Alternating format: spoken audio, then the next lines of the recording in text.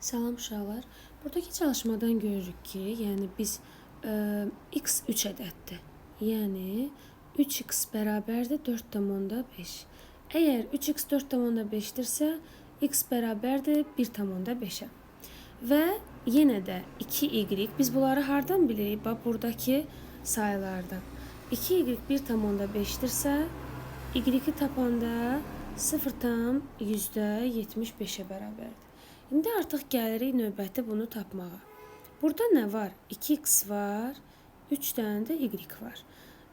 2x-i tapanda 2 vurulsun. X-imiz 1,5 idi. 1,5 cavab 3 olur.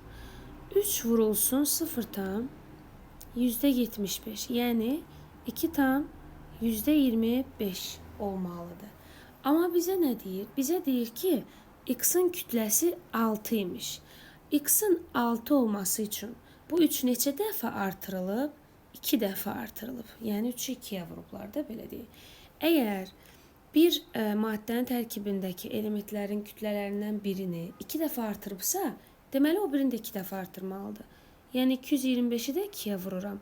Olur burada 4,5. Ona görə də cavab olacaq 4,5. Təkrar eləyirəm. Əvvəlcə 3x-ə görə tapdıq 1,5-i, 2y-ə görə 0,75-i tapırıq. Daha sonra isə bu hissəni yazırıq. Yəni 2 vurulsun 1,5 3 olmalıydı. Amma bizdə buradan 6 soruşub deyə. Yəni deməli onu 2-yə vurublar da, 6 olub. Belə. Deməli o birini də 2-yə vurmaq lazımdır. Əgər biri 3-ə vurulub yazılsaydı, ikincini də 3-ə vurardılar. Belə. Bir də o birisinə baxaq. Deməli 8 qram x2 y4-də 2 qram y varsa, deməli baxaq bura, 8 qramın 2 qramını biz verək y-ə. 2 qram. Deməli 6 qram da qalsın x-ə. 2x bərabərdir 6, x 3-ə bərabərdir. Burada isə 4y 2-yə bərabərdir. Biz onu hardan bilirik 4y? Baxın buradan. Y-də olur 0,5. Sonra burada deməli 2y dedik ki 2 qramda y varsa. Bunu yazdıq. Sonra indi baxırıq uşaqlar bura. Deməli gəlin indi burada yazaq x3 y8-i tapaq. X-imizin biri 3 idi. 3x nəyə bərabərdir? 3 vuraq 3-ə, yəni 9-a. 8y. Y nəyə bərabərdir? 0,5 vuraq.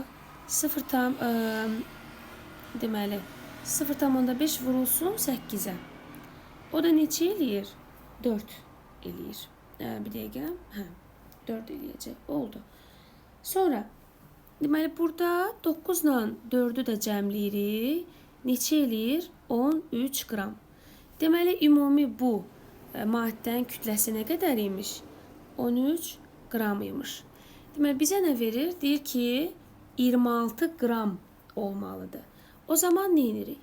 13 qram, bütöv maddə 13 qram olanda nə qədər x var? Baxıram.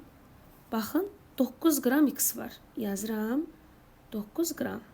9 qram x var. Bəs bizdən nə soruşur? Əgər 26 qram olarsa, deməli, əgər 26 qram olarsa, o zaman görək necə olacaq. Deməli, 26 qramda A qram yazaq da, A qram x var. Buradan da yazıram A-nı tapanda 26 vurulsun 9 bölünsün 13. Bunlar ixtisar gedər. 2 9-um 18. Cavab olacaq burada B variantı. Təkrar eləyirəm.